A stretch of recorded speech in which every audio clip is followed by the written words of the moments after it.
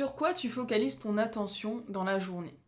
Dans cette vidéo, je te fais un petit rappel très simple et un concept de PNL qui va t'aider à voir les choses autrement, à t'identifier, à comprendre comment tu fonctionnes et comment tu peux faire autrement si ça te limite.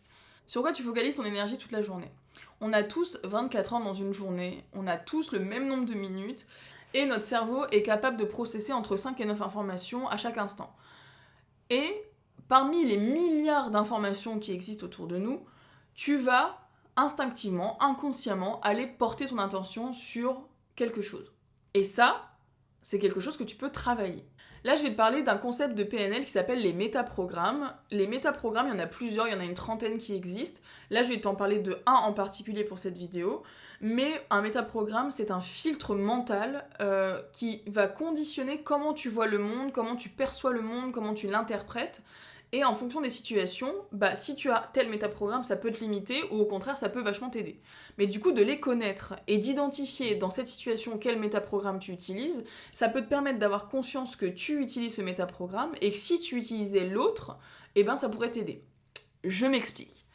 Là, je vais te parler du métaprogramme match-mismatch.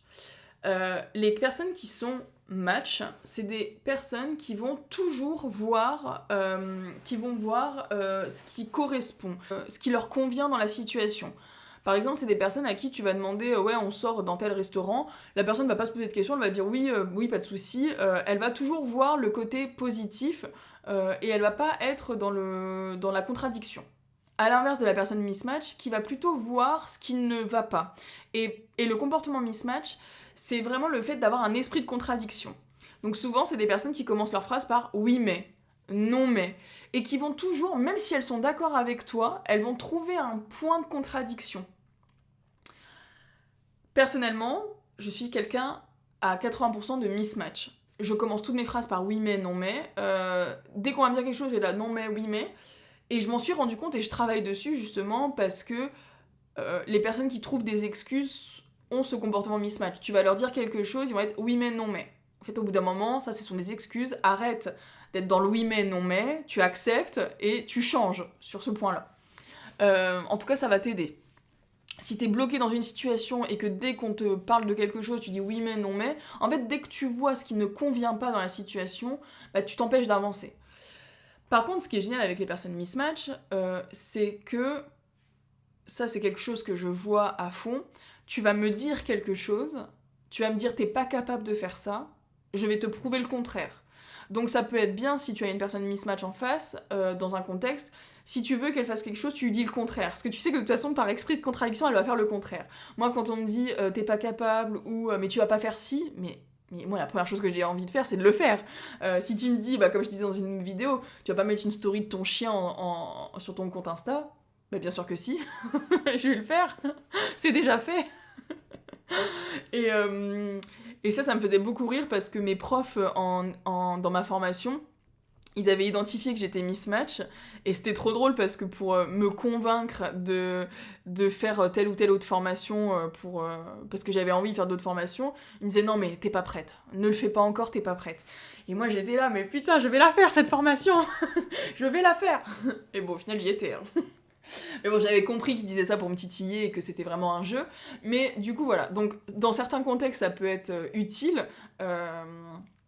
Et dans d'autres, un peu moins. Et donc, du coup, pour revenir au sujet de la vidéo qui est donc, sur quoi tu focalises ton énergie, on a tous 24 heures dans une journée et il y a des personnes qui vont être naturellement orientées vers le négatif et qui vont focaliser sur tout ce qui ne va pas. Donc ça peut être ce côté mismatch, mais même de manière globale, en sortant du métaprogramme, sur quoi tu as envie de focaliser ton énergie. Qu'est-ce que tu as envie de donner, à quoi tu as envie de donner de l'importance dans ta journée. On a tous 24 heures, on est tous égaux là-dessus. Par contre, les journées d'une personne ou d'une autre peuvent être considérablement différentes en fonction de ce sur quoi tu focalises. Et c'est pour ça qu'il y a des personnes, elles sont toujours positives, t'as l'impression que tout va bien tout le temps dans leur vie, mais parce qu'en fait, elles choisissent inconsciemment, et tu peux le choisir consciemment si toi tu es à l'inverse, elles choisissent inconsciemment ou consciemment de porter leur attention sur du positif. Il y a quelques années, j'étais Miss Malchance. J'étais toujours dans le négatif. Alors pourtant, j'étais quelqu'un de très souriant, très solaire, etc. Mais j'étais tout le temps dans le négatif, dans la malchance, dans le manque. J'étais là, mais je suis un chat noir, c'est pas possible, il y a rien qui va, et encore, je me suis encore fait avoir, et allez, machin. Et en fait, à force de réfléchir comme ça, forcément, ton chemin neuronal le plus court et le plus simple, c'est d'aller vers ce qui va pas.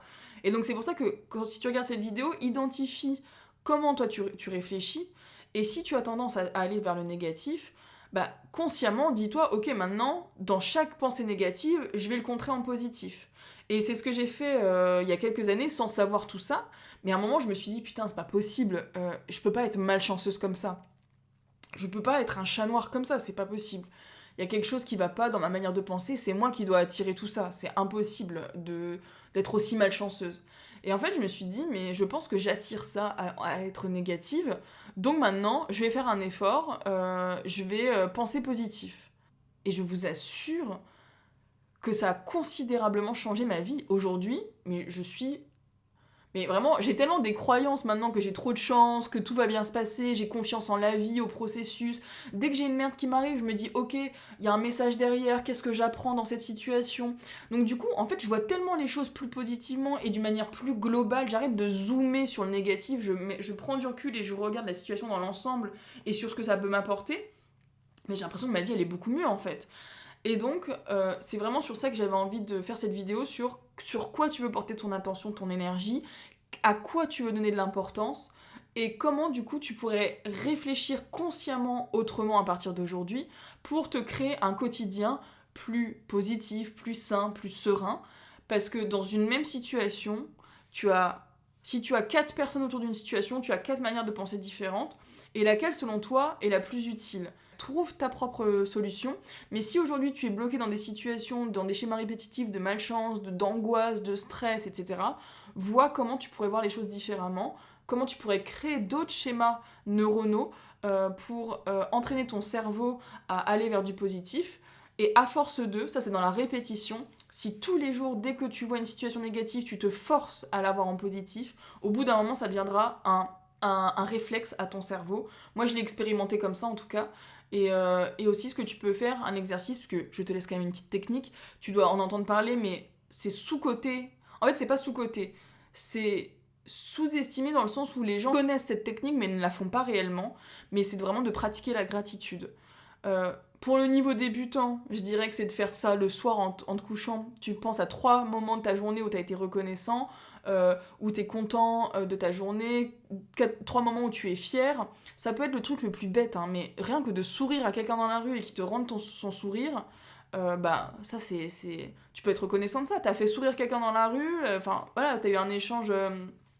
de sourire, le fait d'être dans ton lit au chaud à cet instant, tu peux être reconnaissant de ça, le fait d'avoir mangé à ta faim, le fait d'avoir un toit sur la tête, le fait d'avoir quelqu'un qui pense à toi dans ta famille, d'avoir été là pour telle personne, enfin voilà, ça peut être vraiment des choses simples, hein. Et plus c'est simple, mieux c'est d'ailleurs parce que tu vas entraîner ton cerveau à être reconnaissant de ce qu'il a déjà. Et ça va te permettre d'attirer en même temps beaucoup plus d'abondance que si t'es dans le manque ou il me manque ça, j'ai pas ci, c'est nul, etc. C'est de la merde, etc.